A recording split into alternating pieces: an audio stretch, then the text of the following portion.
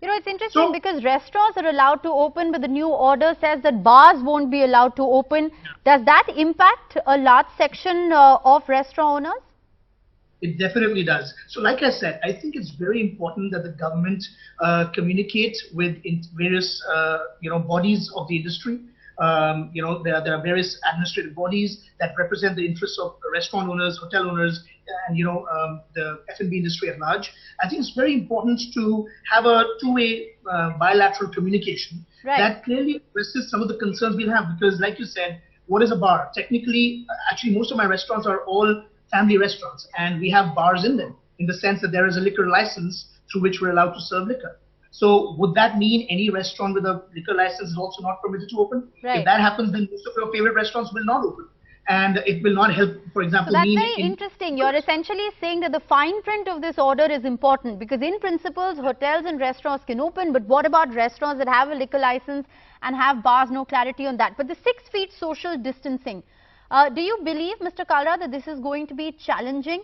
In places like Delhi, Bangalore, for instance, you have the luxury of space, not so much in a lot of places in Bombay, not so much in restaurants, for instance, that are in slightly cramped spaces. So do you believe that the 6 feet social distancing or physical distancing, like you called it in the beginning, is going to be the next big challenge?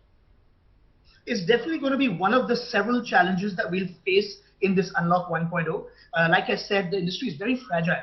So we anyway run on thin margins. So if you, for example, by adding the 6-foot distance, if you're reducing the efficiency of the restaurant by half or by 66%, 70%, whatever, then in most cases the restaurant becomes unviable. However, we, the industry, are very clear that the number one priority for us is the safety of our patrons and our employees. So we will follow whatever guidelines come our way. However, definitely if you're looking at, see, I don't know, we've not done the math in some of our front of house spaces to see what that 6-foot rule is. I think if there are enough safeguards, for example, I saw a very interesting thing the other day. I saw an clear acrylic sheet placed between every table, and even sometimes on the same table, that is giving clear physical distance between guests. I think the most important thing is to prevent the flow of bacteria or the virus, right? So if you can do that without necessarily having to increase the space. But Zorawar Kalra, let me just take you back to what you just said. The viability of opening restaurants or hotels in the midst of a pandemic, when social distancing, physical distancing, sanitization is going to be extremely important. It's also going to be very important to screen your staff on a daily basis, so temperature check, sanitization for them. It's going to be fraught with its set of challenges. What happens to business viability given many restaurants are already reeling in huge losses since the lockdown began? Yes, so a lot of these guidelines are going to be very stringent, but they will be important.